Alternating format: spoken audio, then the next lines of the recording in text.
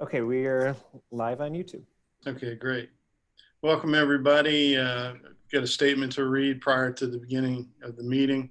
Pursuant to Governor Ron DeSantis Executive Order number 20-69, municipalities may conduct meetings of their government boards without having a quorum of its members physically present in any specific location, and they may utilize communications media technology, or CMT, as provided by Section 120.54, Para 5B2 Florida statutes to conduct the meeting and for public attendance and presentations at the meeting. On April 6, 2020, the City of Jacksonville Beach City Council further approved at their public meeting the use of CMT and alternative start times to conduct their council meetings and briefings. Accordingly, due to the COVID-19 crisis, the City Council meeting is being held in a modified manner. We're using CMT pursuant to the governor's orders to conduct the city business and to protect the public, council, staff's health, safety, and welfare. Additionally, pursuant to the governor's orders prohibiting large gatherings and requiring social distancing and local emergency orders of closure of government buildings, the public is not physically present at City Hall tonight.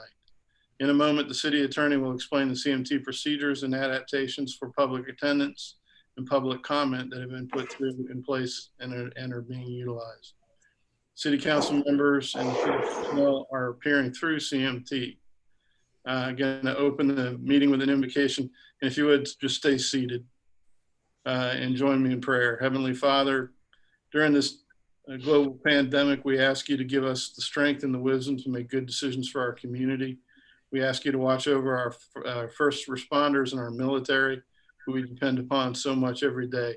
Bring them safely home and help bring this crisis to a close. In Jesus' name we pray, amen. Amen. Pledge of allegiance. Everybody got a flag or a direction to a flag? Yes. Chris and I do. Okay, I pledge allegiance to the flag of the United States of America and to the republic for which it stands, one nation, under God, indivisible, with liberty and justice for all. Very good. All right. Chris, please state the CMT procedures and adaptations that have been put in place and being utilized tonight. Yes, sir. The city published the CMT instructions and opportunities for the public to attend and participate. This was published in a specific notice and provided through various platforms. The city has provided an opportunity for the public to view and listen to tonight's council meeting via live stream by visiting the City of Jacksonville Beach YouTube channel. Also, we provided the opportunity to listen in via phone, and we provided the phone number and webinar ID number. There was no participant ID necessary, and instructions were provided for the public to follow in order to listen to the meeting via phone. And also the hearing or speech impaired access was notified as part of the notice to contact the agency using the Florida Relay Service at the 1-800-955-8771 TDD or 1-800-955-870 for voice. Also, the public was notified that they could submit questions and comments concerning a scheduled agenda item or for the courtesy to the floor portion of the agenda by submitting written comments to the clerk's email address, and we provided the email address cityclerk@jaxbchfl.net. Also, there was an opportunity to submit hard copy via U.S. mail delivered to the city clerk's address at City Hall. Also, public were afforded the opportunity to drop off comments at the drop box at the main entrance of City Hall. And with all of these submissions, we requested, as we would normally do in chambers during a live meeting, full name, address, and if the commenter is a city business owner, list the business name and address. Also, the city created a public comment submission form on the City of Jacksonville Beach website in which the public could submit its comments to be read into the record during the meeting on any action item and for courtesy of the floor. The submissions will be provided to the council, and all submissions are to be made public record for this meeting. Written comments were to be received by the deadline so that the clerk and our communications officer could handle it correctly and in time. And those comments that we received through the CMT options will be read into the record by the city clerk or by the city attorney, but I think it's going to be the city clerk. And the comments will be limited to our standard 3 minutes of reading time. Members of the public could also opt to comment via dialing in or utilizing the Zoom platform technology. To do that, they were asked to pre-register in advance using a particular link that was provided in our notices. And we requested that the members of the public register through that link by noon today. And speakers registering through that link were also going to be limited to the standard 3 minutes. We provided an instruction on how to dial in or use the Zoom technology and provide instruction to the speakers that they need to ensure that they have the proper working equipment for purposes of dialing in, and to test their equipment to telephone in with audio speaker and microphone capabilities. And also we notified them that for to participate utilizing Zoom technology, they should be equipped with proper microphone equipment and speaker capabilities. And it was, of course, it's the speaker's responsibility to ensure that they have the proper equipment and that it functions correctly. But we offered them the link to download the Zoom application, and this was provided in our notice as well. And we instructed them, we walked them through the process of downloading the Zoom platform. And finally, the email addresses and the online comment form will remain open during the meeting to accept comments to be read into the record up until 5 minutes before the particular agenda item is addressed by the mayor. And public comments for the courtesy of the floor portion will be accepted up till 5 minutes before the mayor opens that portion of the meeting. According to the governor's orders, the city of Jacksonville Beach has provided a great deal of options in this modified meeting and using technology. And of course, all of the staff and council members are appearing using technology in accordance with the governor's orders. And lastly, I'd like to comment that the council members will not use any other form of technology such as text messaging, emails, or any other device in order to communicate among themselves about any of the agenda items or topics that are addressed or to be discussed tonight. Thank you, Mayor. Thank you, sir. Appreciate it. At this point, I'm going to call the meeting to order. And Madam Clerk, can we get a roll call, please? Councilmember Doherty. Here. Councilmember Demont. Here. Councilmember Golding. Here. Councilmember Hoffman. Here. Councilmember Nichols. Here. Councilmember Vogelsang. Mayor Latham. Here. And let's go ahead and start with agenda item 2081, please. I move that we approve the minutes of the regular council meeting held on April 6, 2020. Second. Have a motion and a second. Any discussion from the council? Ms. Golding? Thank you, Mayor. On page 15 of the meeting minutes, I just wanted to propose some clarification because in the paragraph before the statement of the mayor was talking about the residential parking and how we could not do residential parking because it would be preferential treatment to the beach's citizens. And the sentence reads, as an example, Mayor Latham explained by limiting residential parking in what could be considered giving preferential treatment to Jacksonville Beach citizens. And I believe the word shouldn't be limiting, it should be providing residential parking. And I think that word needs to be changed just to properly clarify the statement. I went back and listened to the meeting audio and confirmed that I believe that was what your message was, Mayor Latham, and I just wanted to make sure it was corrected here. Nice So catch. I would move that we would change limiting to providing. Okay, we got a motion on the floor. Do I have a second? Second. Okay, any further discussion from the council? Okay, this is for the motion to alter the text. All in favor, please signify by saying aye. Aye. Aye. Opposed? By your action, motion carries. Now we're back on the original voting item, which is the actual council meeting minutes. Is there any other discussion from the council? Ms. Golding? Oh, no, sorry. I Oh. need to put my hand back down, sorry.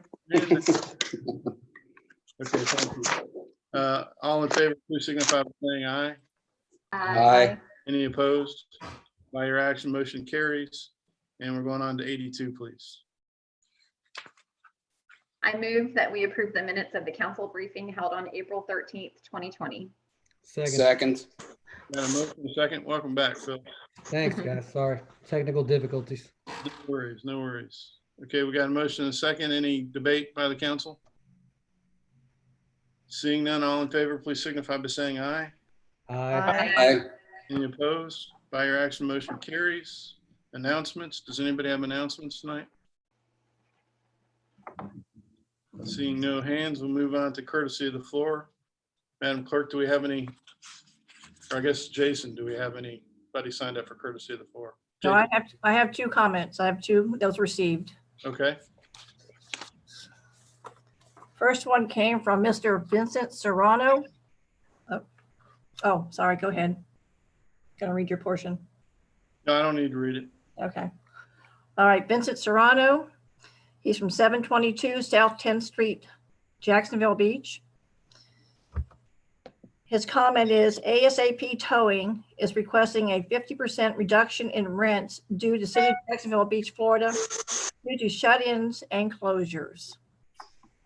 And that's all that he wrote. Okay, thank you. And you have the second one? I do, and this one's a little bit lengthy. This is from Rod Smith, 4454 Ellipse Drive, Jacksonville, Florida. His comment is a multi-dimensional suggestion to our beach opening.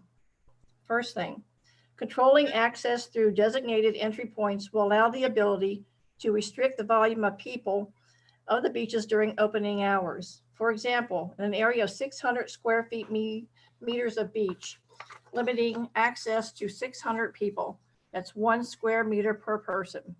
This will allow for the enforcement of other stricter rules, such as no coolers, required use of face masks, small groups, etc. Second, charge a nominal fee for beach use. Although the initial response may seem sharp as people demand it a public beach and should be free, the alternate is to close the beach. I'll leave it to the wiser minds better to find the legality of this, but if government can close a beach, it can charge access to it.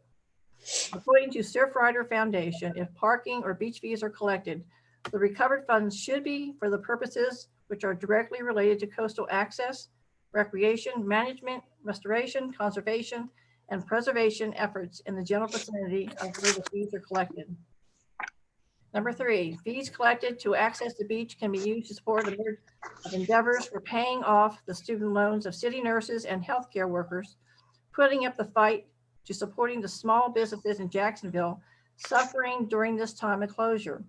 This will help change the tune of opening the beaches to one of the helping the community, as opposed to current negative light that is currently catching on national news outlets.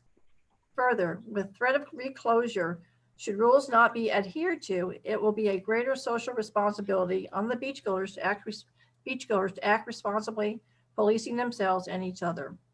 4, this plan has room for growth. As the weather starts getting better, more will want to head to the beach, and there will be an increased desire to sit, stay, lay on the beach. Establishing a 10 by 10 plot for hourly rentals will provide this ability and further drive funds to support small businesses and or healthcare workers. This is just an example of expanded programs. Others may include food delivery and rental supplies, etc. Number 5, spinning. This is a fundraiser to help support the community and healthcare workers. Will drive volunteer support to execute. Volunteers from the beach communities and nearby restaurants that are being supported may offset some of the costs indicated.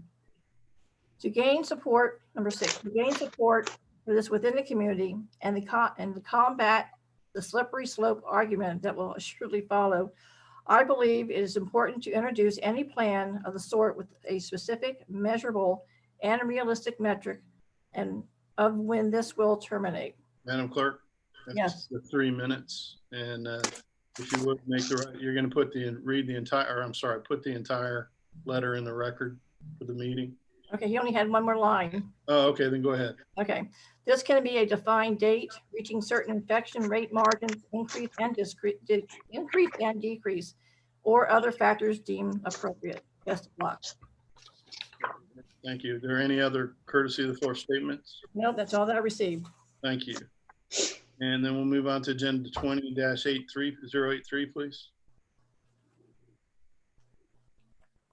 You want the staff report first? I don't think she typically doesn't report. No, let's just go into the motion and see if there's any discussion from the council. Okay.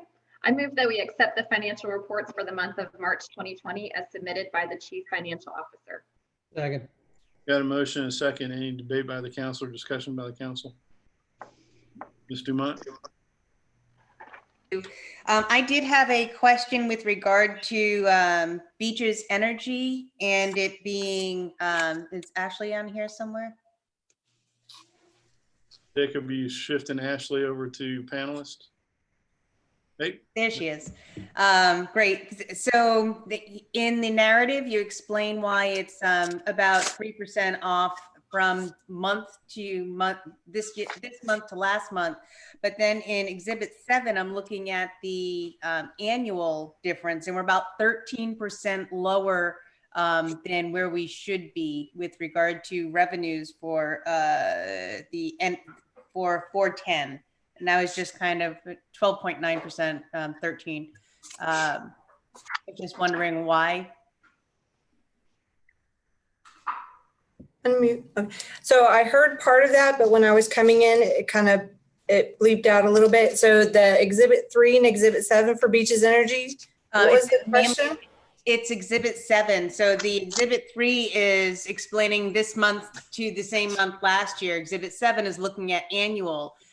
In your narrative, you wrote why it was lower for the month on month, but not on the annual, and it's about 13% less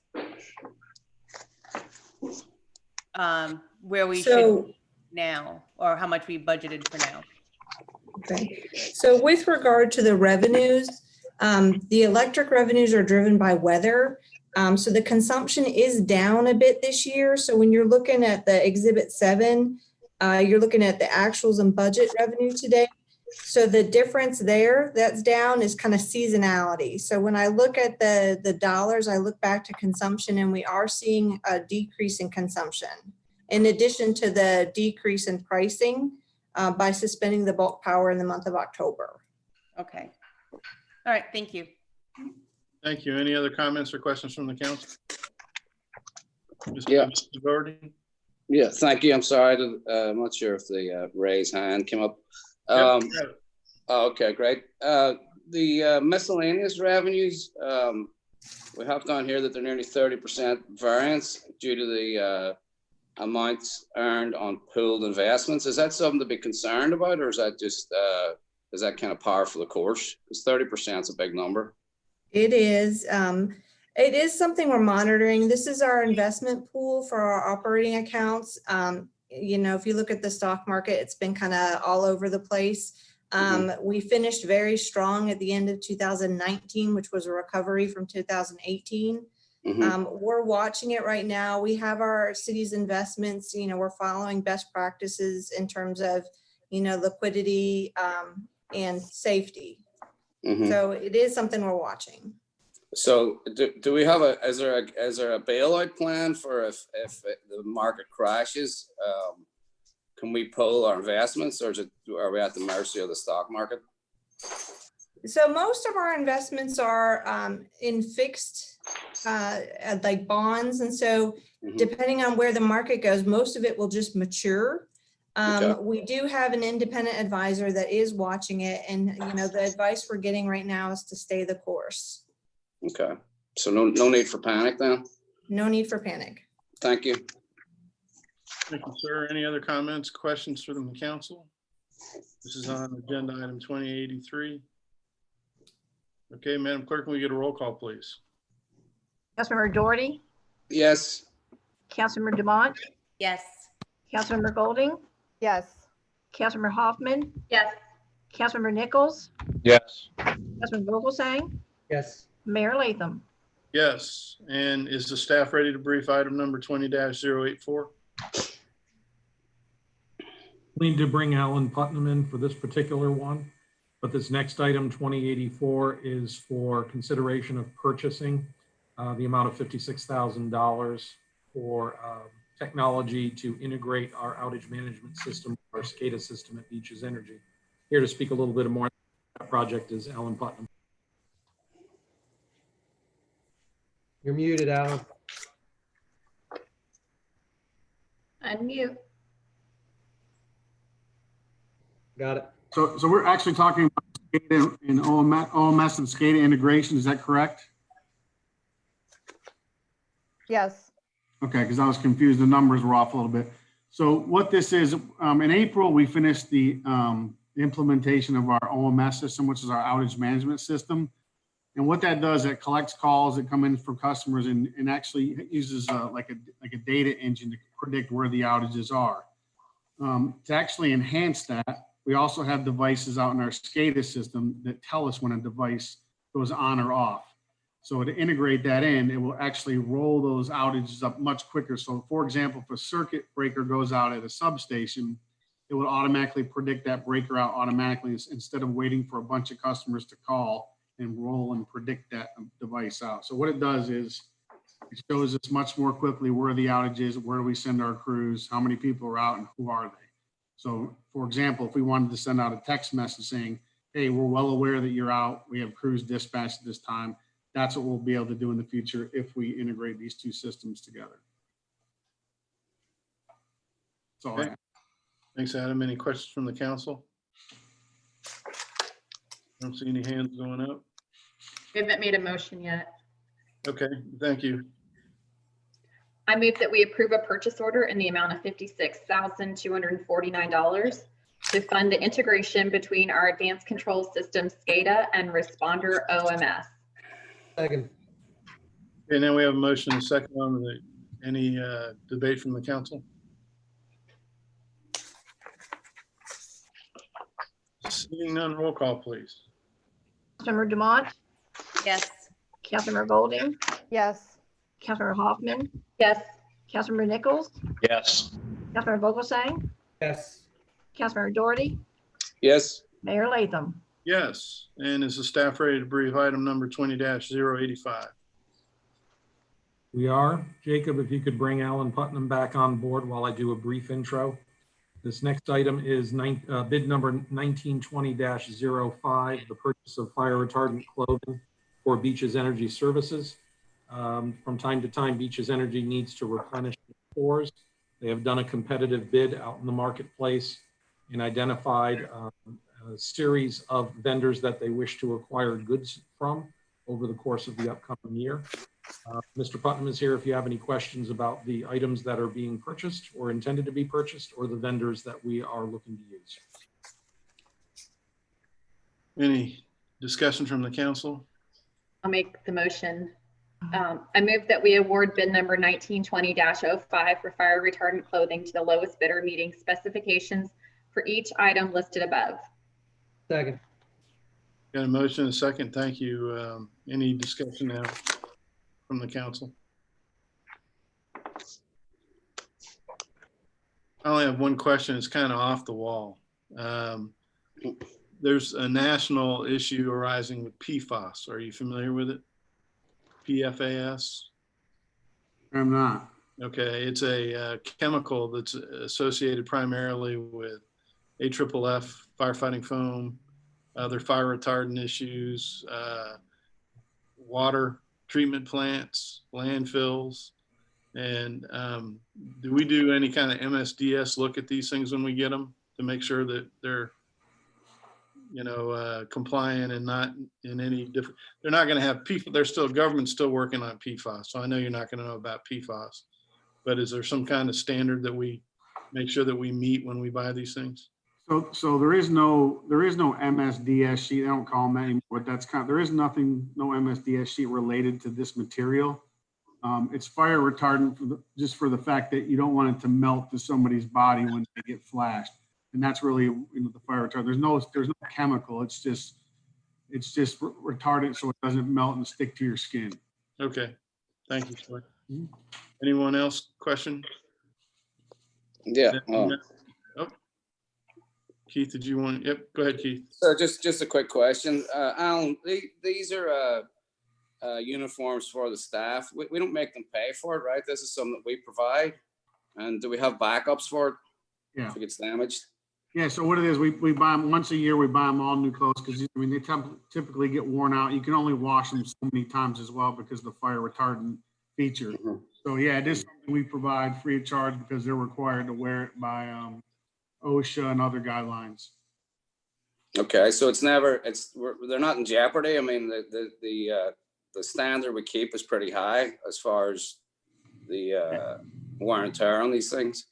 Yeah, so we keep really good look at them, and if one of the employees brings one in and it gets ripped early or something before replacing it, we replace them. Okay, thank you, sir. You're welcome. Thank you, Keith. Anybody else have any questions or comments for the board? Okay, Madam Clerk, roll call, please. Councilmember Golding, Yes. Councilmember Hoffman, Yes. Councilmember Nichols, Yes. Councilmember Vogelsang, Yes. Councilmember Doherty, Yes. Councilmember Demont, Yes. Mayor Latham. Yes, and is staff prepared to brief item number 20-086? We are. Jacob, if you could bring Mr. Dennis Barron into the conversation. Next item is authorization to fund and purchase a new vehicle for the Public Works Department. The Public Works Department, this current fiscal year's budget, received authorization to hire a new fog inspector, soils and grease. However, they did not budget or plan for the acquisition of a dedicated vehicle for the individual. They have been rotating vehicles and sharing vehicles to make do down in the Public Works Department. However, they are requesting the position of one new vehicle for the department, which will allow them to do a permanent reshuffle and create a dedicated vehicle for the fog inspector position. Works Director Barron is here if you have any further questions. Looking for a motion? I move that we approve the purchase of one new vehicle for the wastewater division, resulting in an assigned vehicle for the fog inspector contract coordinator from Bozard Ford LLC at a cost of $27,010, utilizing the Florida Sheriff's Association contract FSA 19-BEL 27.0. Second. Got a motion and a second. Any discussion from the council? Mr. Blunt?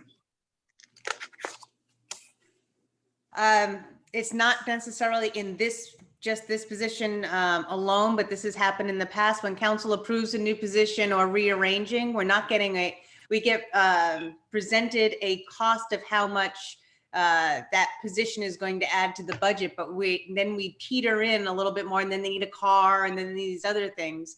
So in the future, it would be very helpful if we thought long-term when we approve a new position or we're doing something of that sort, we not only think about the compensation package, but we also think about office space. We also think about, do they need a car?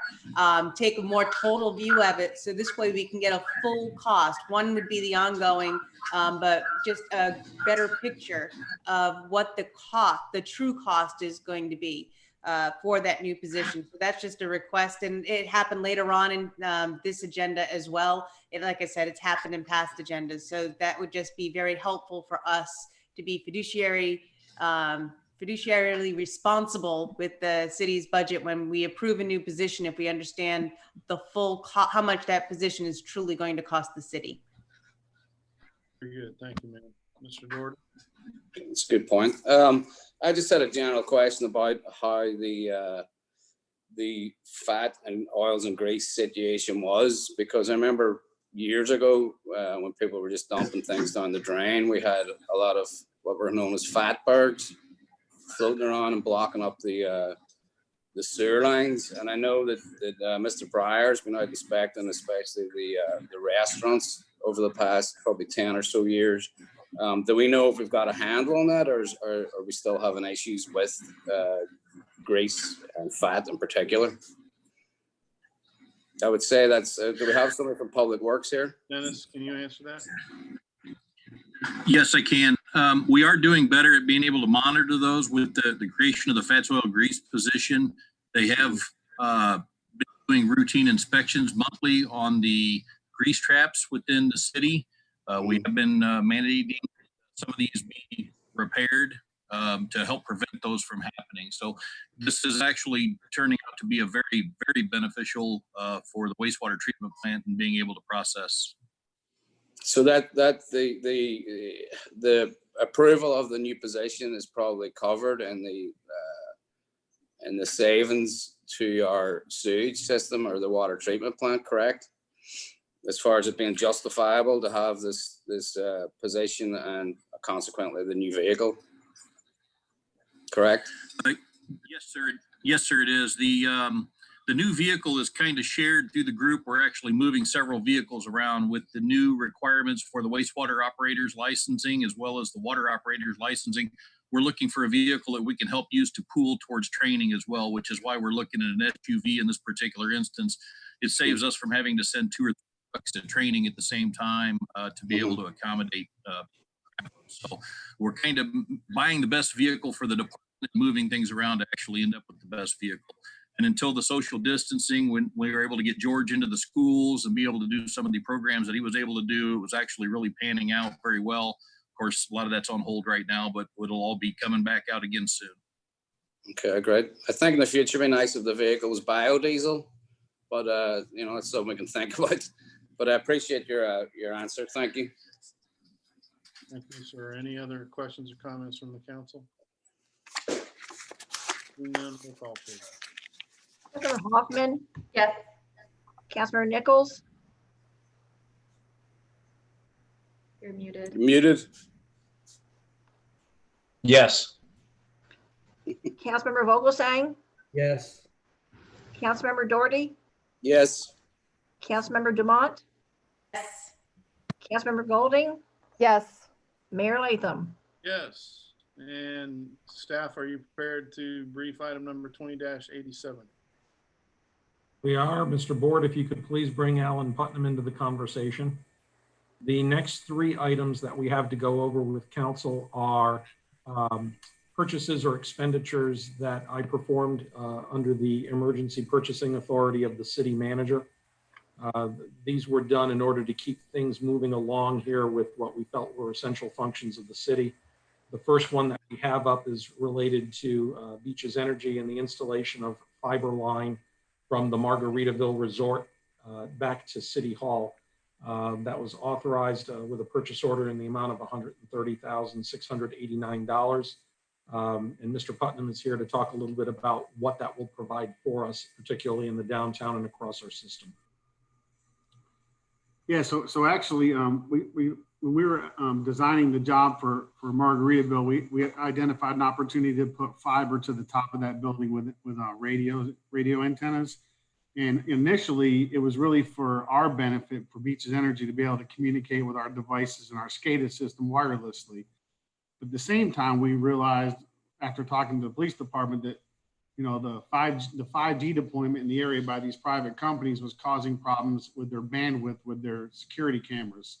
So we decided we would push forward with the project now in order to enhance the security cameras for the police department until we're ready to deploy our communication devices in the field. So the opportunity came up and we kind of had to get going on the job prior to them actually building the foundation, because we had to get a conduit up through that building prior to them closing that all off. So that's why it was an emergency purchase, and that's why I went to the city manager to get it approved. That's all I have, unless you have any questions.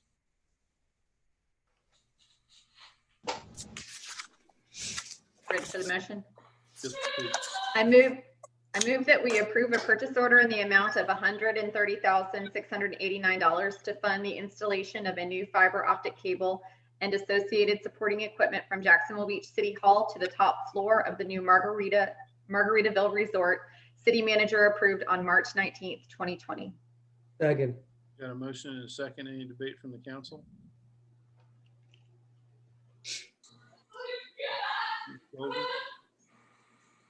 Thank you, Mayor. I would just, I would ask Mr. Putnam, because I asked him this earlier today, but maybe for the rest of the council's information, could you explain to us why the department decided not to do the metering infrastructure project? Yeah, so originally we had an AMI project that was actually, that's where the money's coming from to support this project. AMI is automated meter infrastructure, and that's the two-way process of reading meters and actually communicating with meters in a customer's home. Mike and Karen and I reviewed that project along with our engineering staff and determined that the ongoing and upfront capital cost was just too much for the benefit that we get from it. So we decided to look at that project every 2 to 3 years to see if it becomes feasible. Thank you. You're welcome. Anyone else from the council? Questions, statements? Seeing none, Madam Clerk, will you do a roll call, please? Councilmember Nichols, Yes. Councilmember Vogelsang, Yes. can you repeat that? I'm sorry, there was interference. Yes. Sorry. Councilmember Doherty, Yes. Councilmember Dumont, Yes. Councilmember Golding, Yes. Councilmember Hoffman, Yes. Mayor Latham. Yes, and staff, will we ready to brief item number 20-088, please?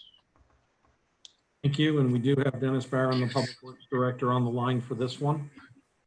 This next item is authorization to do order for the construction of new potable well number 16 and abandonment of well number 11. Council may remember that at one of our previous council meetings, we requested a rejection of all bids associated with this particular project. A big reason for the rejection of this was, number one, we had limited participation by the contract community. There were only 2 contractors that bid on the project. Number two, the dollar amount came in significantly above our original engineer's estimate. And number three, when we took a look back from a value engineering perspective, we thought there was an opportunity to perhaps change some of the design criteria, specifically with the size of the well being installed and ultimately the output rate from the well itself that would generate more participation, drive down rates. So with that being said, staff is looking for ratification of this change order in order to have the engineering consultant do the appropriate evaluation to determine how much smaller we can make the well and to refine the design package before it goes back out on the street. Public Works Director Dennis Barron is here for questions. I move that we approve a change order to purchase order number 190750, design new well number 16 and abandon well number 11 in the amount of $33,046 to Four Waters Engineering, Inc. for engineering services to evaluate required well capacity, design, permit, and bidding services for new well number 16 and to abandon existing well number 11. City manager approved on April 8th, 2020. Second. Got a motion and a second. Any discussion from the council?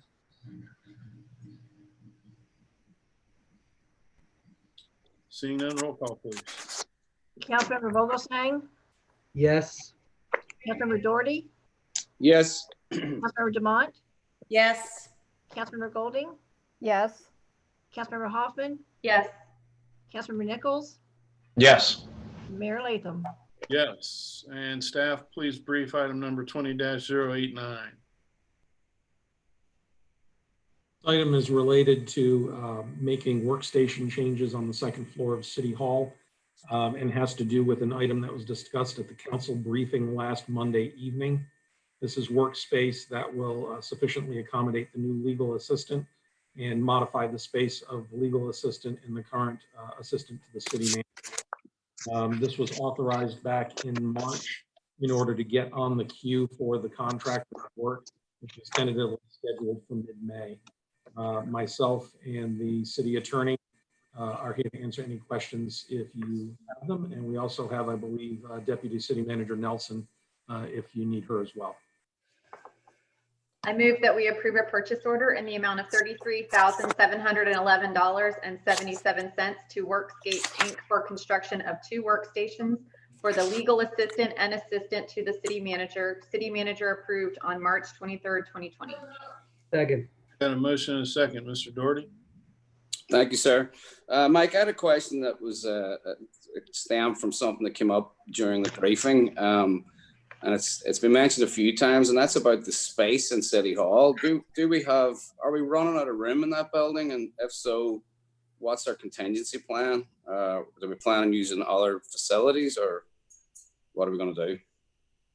We actually have money in this year's budget to perform a space needs analysis at 3 separate locations in the city. City Hall, the O&M building with Public Works and Beaches Energy, and to take a look at the police station as well, especially now that the police department is at full staffing.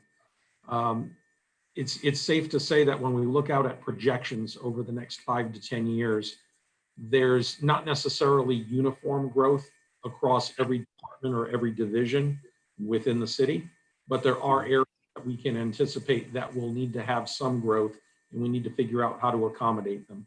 So as an example, when you look at City Hall, there is a high probability that in the IT area, we may need to add personnel for IT. Not yet decided whether it will be here at City Hall or in remote locations around the city. But if we wanted to accommodate an expansion of IT, there's limited room for them here on the 2nd floor of City Hall. So the possibility that maybe we would move departments around within the building and reconfigure some areas in order to try and maximize the space, or if necessary, actually do some additions.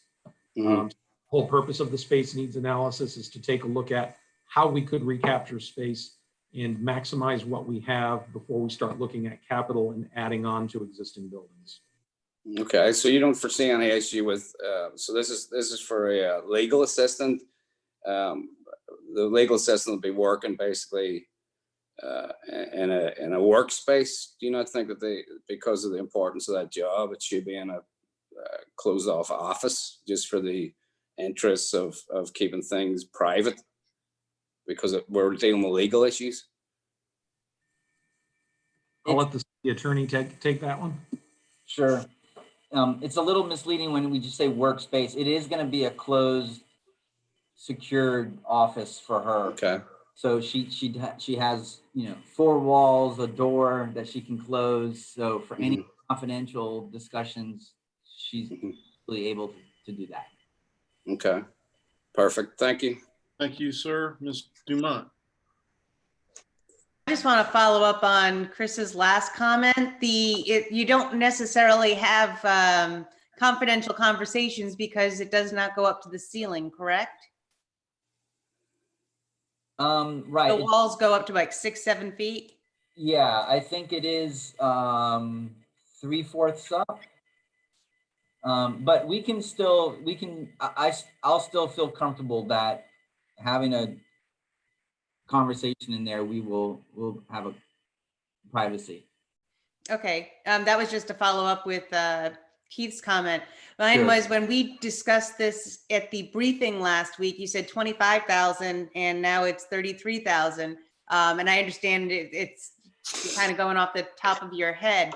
But at the beginning of this meeting, you noted for essential functions, and I'm not against having this, getting the workspace and all that, but I just personally don't consider office reconfigurations as an essential function in a state of emergency. I think it's something that I understand your reasoning why you wanted to move it up, but that's just all I have to say. I think when we look at essential, I don't know if this is essential with regard to everything else that we're trying to do. It's needed, but I don't know if it's essential.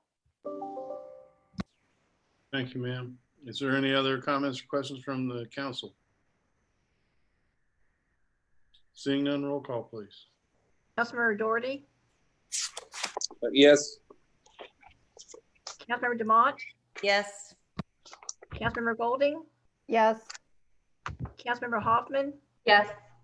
Councilmember Nichols, Yes. Councilmember Vogelsang, Yes. Mayor Latham. Yes. And Madam Clerk, if you would please read resolution number 2055-2020 by title only, please. A resolution amending the operating budget of the city of Jacksonville Beach, Florida for the fiscal year beginning October 1, 2019 and ending September 30th, 2020. Thank you, ma'am. Mr. Stefopoulos, are you prepared to brief? Yes, it's been typical for city staff to bring back to council at approximately this time of year, a mid-year budget or modification.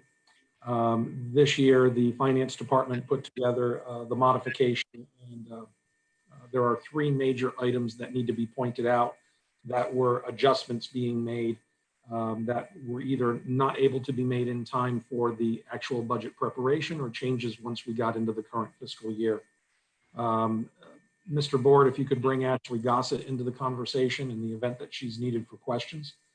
The three items that are major in this adjustment are an adjustment of $45,000 to the general fund, which is reflective of an FDEP grant that was received by our Planning and Development Department with regards to coastline resiliency programs.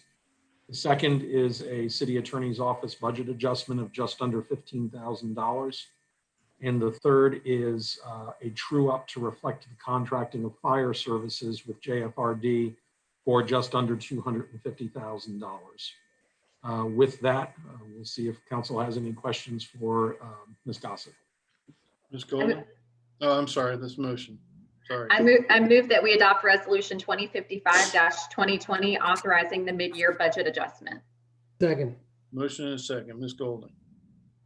Thank you, Mayor. Maybe Chris could answer this or Ms. Gossett, either one. The city attorney budget adjustments for expenditures. Can you explain what goes into that $14,750? I'd be happy to, if Chris would like. Yeah, go for it. And then I can add to. So when we put the original budget together for the city attorney's office, we did not know if we were going to contract out for that service or if we were going to have someone on staff. And so this is the adjustment, based on the information when the city attorney was hired. And, largely it's for memberships and subscriptions that we didn't contemplate in the original budget. Okay, thank you. Thank you, ma'am. Any other comments or questions? Mr. Doherty? Thank you. As we all know, we had the vote on the merging or contracting out of fire services. I can see here there's $250,000 coming back this year. What's the projected numbers for subsequent years? Because I think it was supposed to be a lot higher than that, correct?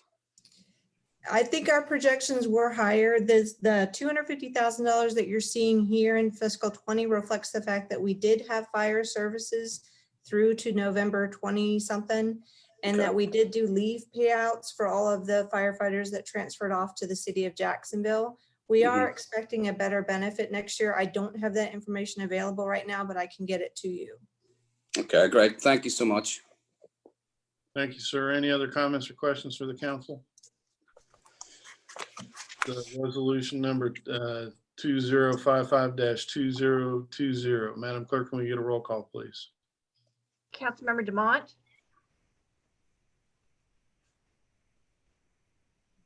You're muted, Georgette. No, you're good. Just repeat it. Yes. Okay, Councilmember Golding, yes. Councilmember Hoffman, Yes. Councilmember Nichols, Yes. Councilmember Vogelsang, Yes.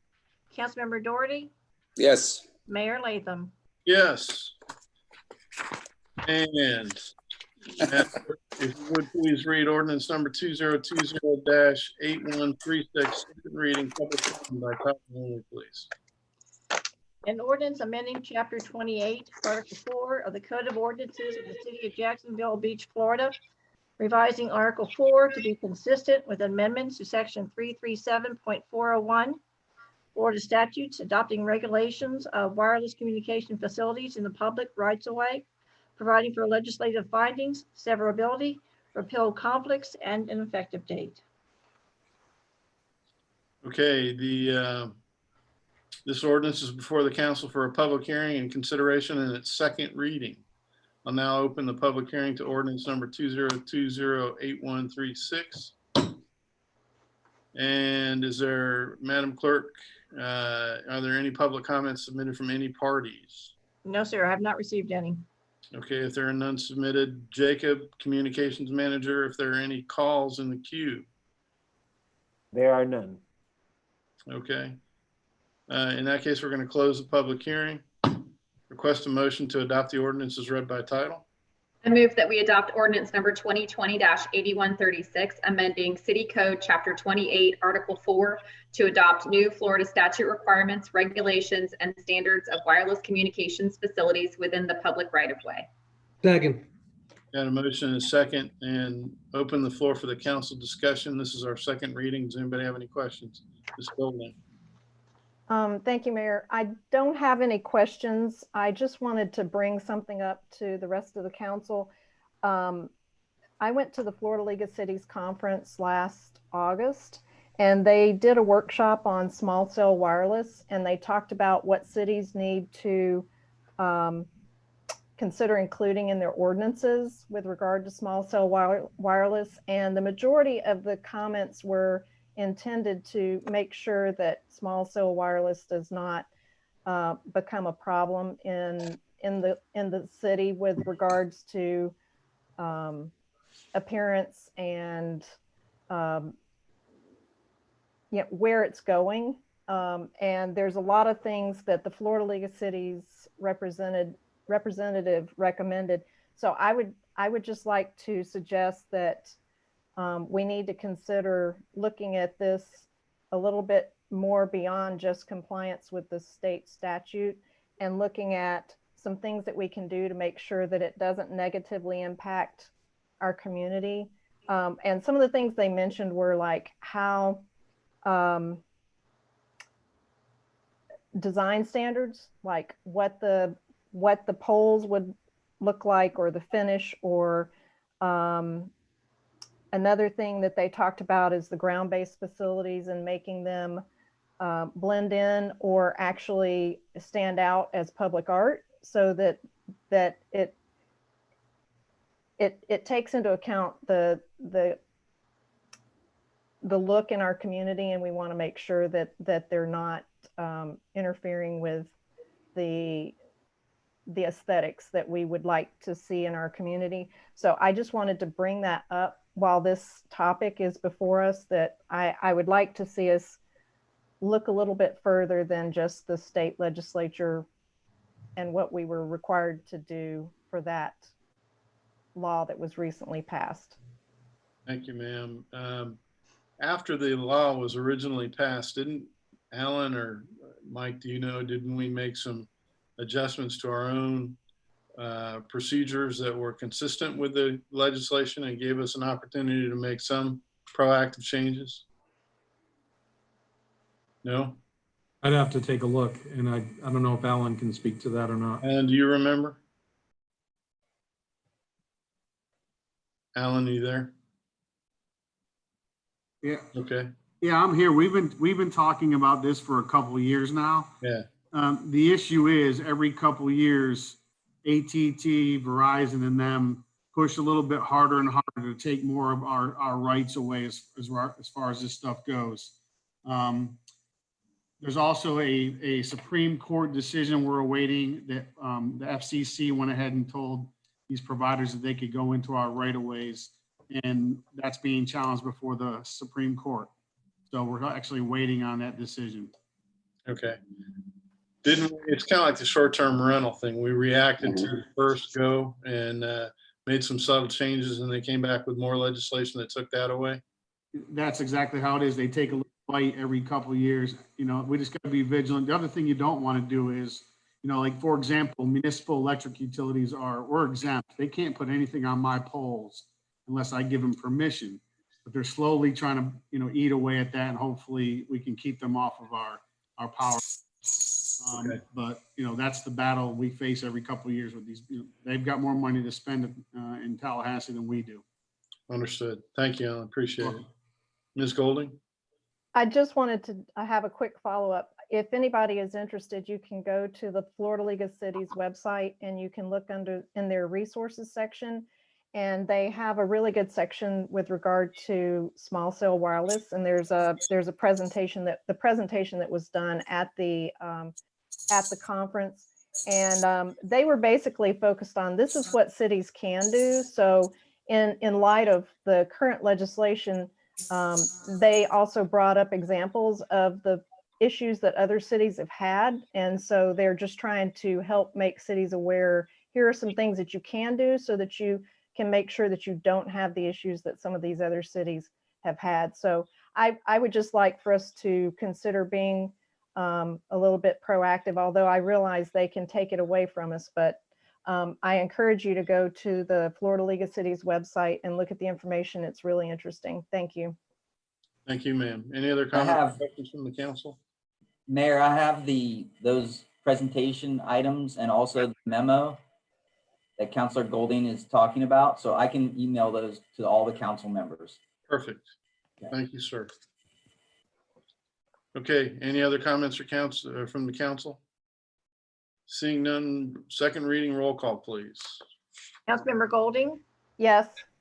Councilmember Hoffman, Yes. Councilmember Nichols, Yes. Councilmember Vogelsang, Yes. Councilmember Doherty, Yes.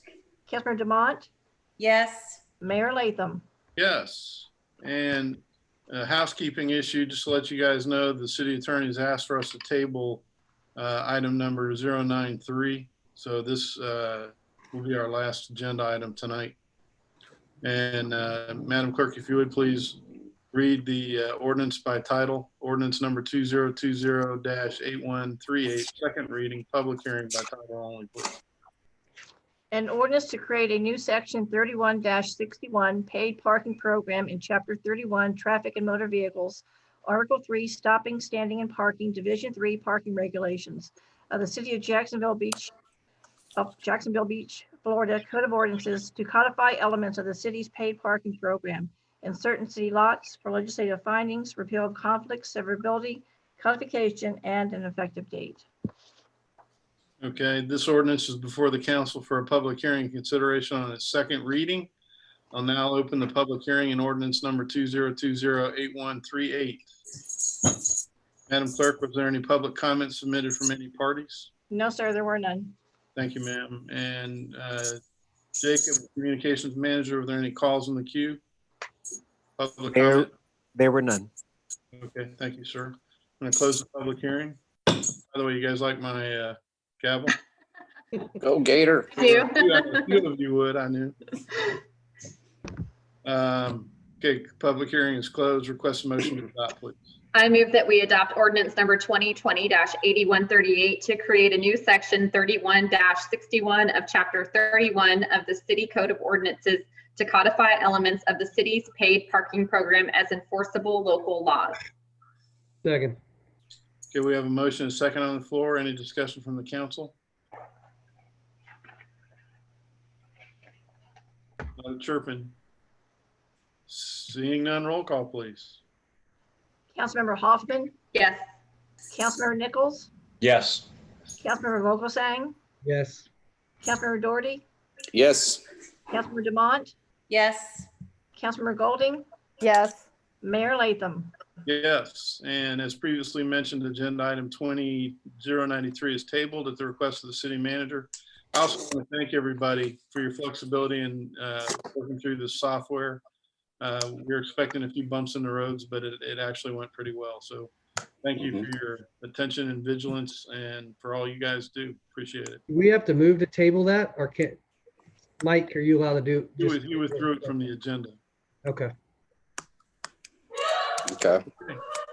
That's that. Wait a minute. Meeting. Have a good night, guys. Take care, guys. Thank Good you. night.